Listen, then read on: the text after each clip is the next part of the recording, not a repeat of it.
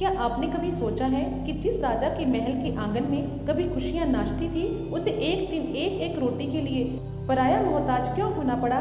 क्यों उस चक्रवर्ती सम्राट को अपनी ही पहचान छुपानी पड़ी और क्यों उनके हाथ पैर काट दिए गए? दोस्तों, यह कथा सिर्फ एक राजा की नहीं बल्कि उस अदृश्य शक्ति की है जो इंसान को पल भर में अर्श से फर्श पर ले आती है। आज की यह कथा आपके रोंगटे खड़े कर देगी और आपको सिखाएगी कि जब किस्मत के सितारे गर्दिश में हो तब केवल धैर्य और भक्ति ही काम आती है। वीडियो को बिना स्किप किए अंत तक देखिएगा, क्योंकि आज आपके जीवन के कई उलझनों का जवाब इस कथा में छिपा है। नमस्कार दोस्तों, आपका हमारे चैनल पर हृदय से स्वागत है। आज हम उस महान पौराणिक गाथा की गहराई में उतरेंगे जिसे नवग्रह शांति कथा कहा जाता है।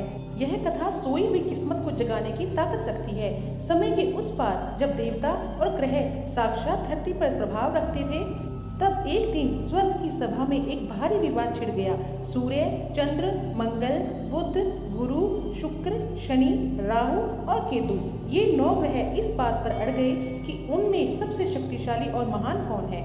हर कोई अपनी श्रेष्ठता के तर्क दे रहा था। जब स्वर्ग में इसका फैसला नहीं हो रहा था तो ये सभी पहुंचे उज्जैन के प्रतापी और न्यायप्रिय राजा विक्रमादित्य के दरबार में। राजा विक्रमादित्य के सामने आज तक का सबसे कठिन सवाल था। वो जानते थे कि अगर उन्होंने सूर्य को बड़ा कहा तो शनि नाराज होंगे और अगर शनि को बड़ा कहा तो बाकी ग्रह रुष्ट हो जाएंगे।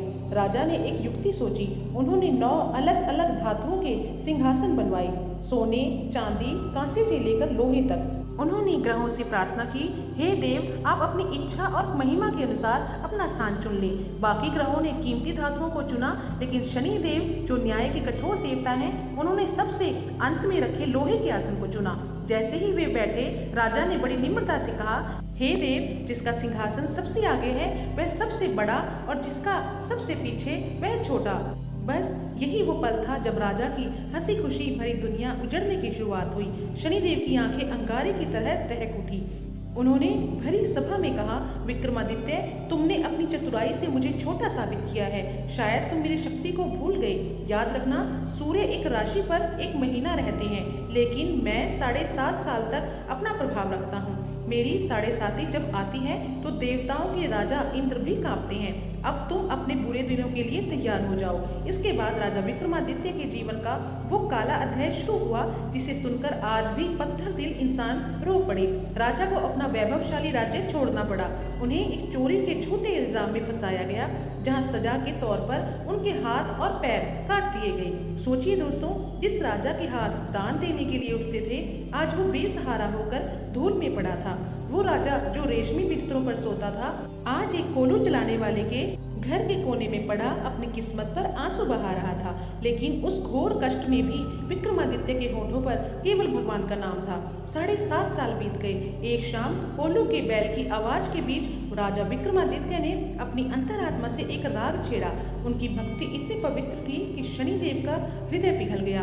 वे साक्षात प्रकट हुए और बोले, राजन, तुम्हारी भक्ति ने मुझे जीत लिया। मांगो क्या चाहते हो। राजा की आंखों से आंसू बह निकले।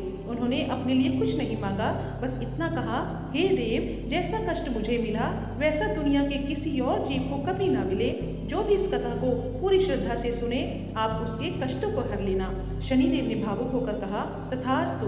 जो भी मनुष्य आज से इस कथा का श्रवण करेगा उसे कभी मेरी 7.5 का अशुभ फल नहीं भोगना पड़ेगा। आइए दोस्तों, हम भी उन नवग्रहों को नमन करें जिन्होंने राजा विक्रमादित्य के जीवन को एक मिसाल बना दिया। ओम ब्रह्मा मुरारी कृपांतकारी भानु शशि भूमि सुतो बुधश्च गुरुश्च शुक्रः शनि राहु केतवः सर्वे ग्रह शांतिकरा भवन्तु। दोस्तों, यह कथा हमें सिखाती है कि चाहे वक्त कितना भी बुरा क्यों ना हो, अगर मन में विश्वास है तो दुख के बादल एक दिन छंट ही जाते हैं।